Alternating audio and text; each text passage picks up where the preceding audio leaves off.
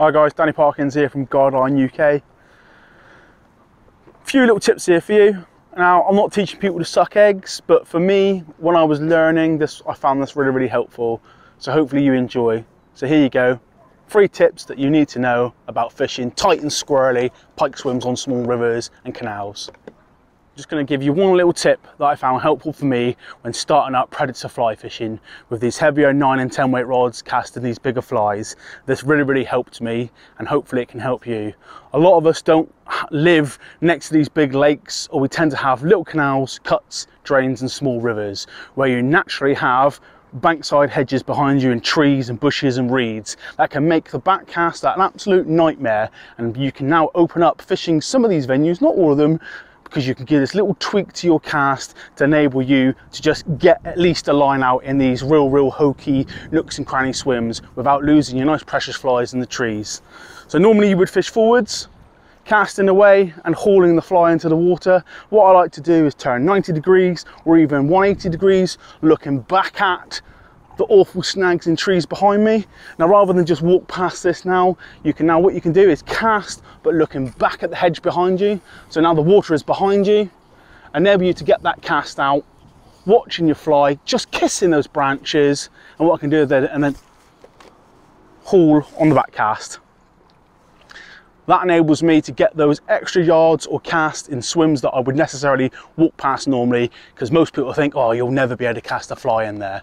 I find that really helpful, and it helped me when I was learning. So if it helped me, it's going to help you. A little tip that I picked up while fishing heavily weeded banks, whether it be bushes, trees, reeds, was to be able to cast parallel down the banks like the towpath on a canal. If there's zero back cast or overhanging trees, sometimes this gives you that little bit of an edge. I'll just show you what I do it now. It's pretty simple. So rather than casting behind you, I'm just casting down the banks now, parallel. So if I'm on a towpath and I've got the hedges behind me,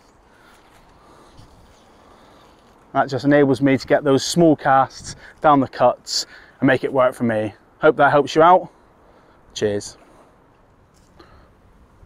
Oh yeah, another little tip that I think might help a lot of you, and I've noticed this when fishing with other anglers, are at the end of your retrieve, you've retrieved all your line in, and they tend to leave sort of 2-3 rod lengths of line out the rod tip, and then they'll bring the rod back and then make that back cast to get it out of the way. Now to me, I guess I fish around pike all my life.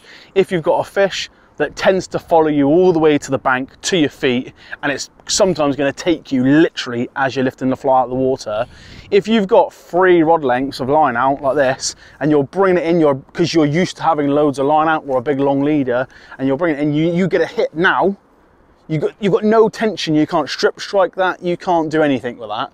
And all you're going to do is the rod's going to fold over, the pike's going to grab it, shake its head, maybe do one run and then let go of the fly.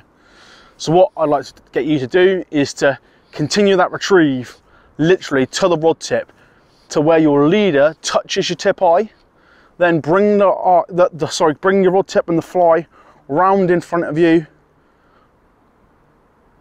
bring it in front, let it hang, then loosen the line in your finger, roll it out, and then carry on your cast. You've got the line much closer to you then, and then when it is right at your rod tip, if you do get a take and you can't strip strike, at least you can give the rod a strike and you don't have loads of loose line out, and you will hook the fish, rather than trying to hook a fish with sort of 20 foot of line out the rod tip. Now hopefully that makes sense, and again, it's just another little tip that I've picked up, and it will hopefully allow you to get more fish on the bank.